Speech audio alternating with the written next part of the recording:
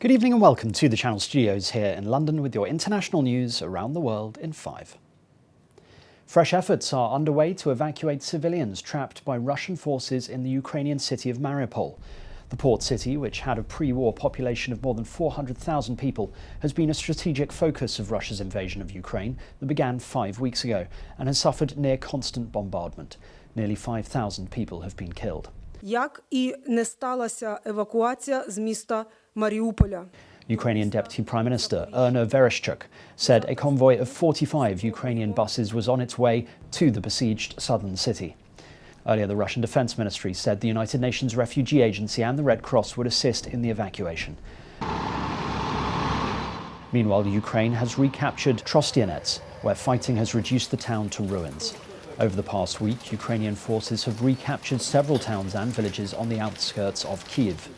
Despite Russian announcements declaring troop withdrawals in the capital and other areas, NATO's Secretary-General says Vladimir Putin is simply regrouping. According to our intelligence, Russian units are not withdrawing, but repositioning.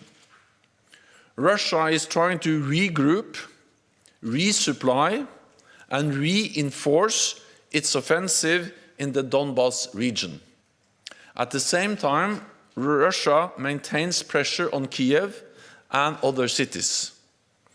So we can expect additional offensive actions, bringing even more suffering. A Turkish prosecutor has asked a court in Istanbul to halt the trial in absentia of 26 Saudi suspects over the killing of Jamal Khashoggi in 2018. Khashoggi, a US-based Saudi journalist, was a critic of the Saudi government and is believed to have been killed inside the Saudi consulate in Istanbul. The prosecutor said the case should be transferred to Saudi Arabia. The court said it would ask the Turkish Justice Ministry for its opinion of the prosecutor's request. Israeli forces have killed at least 2 Palestinians in clashes that erupted during a raid in the occupied West Bank that followed deadly Arab attacks in Israel. The Palestinian Health Ministry said 2 Palestinians aged 17 and 23 were killed, while 1 Israeli soldier was injured. The Israeli military said its forces and border police entered the refugee camp in the city of Jenin to apprehend terrorist suspects. It comes after a Palestinian gunman from the Jenin area killed 5 people in the Tel Aviv suburb of Bnei Brak before he was shot dead by police. Kenya's judges have once again blocked a government-backed plan to make fundamental changes to the constitution. Supreme Court judges said the president had acted unlawfully when spearheading the reforms, known as the Building Bridges Initiative. They said it should have been led by citizens, not a sitting head of state. The defeat comes ahead of crucial elections in August. Mr. Kenyatta has already served 2 terms as president, so will not stand in those polls, but had staked his legacy on the passing of this bill. The US and the Philippines have conducted live-fire exercises in the north of the country during the annual military drills between the 2 treaty allies. The annual Balikatan exercises involved 8,900 troops this year and included live-fire exercises and training with amphibious assault vehicles.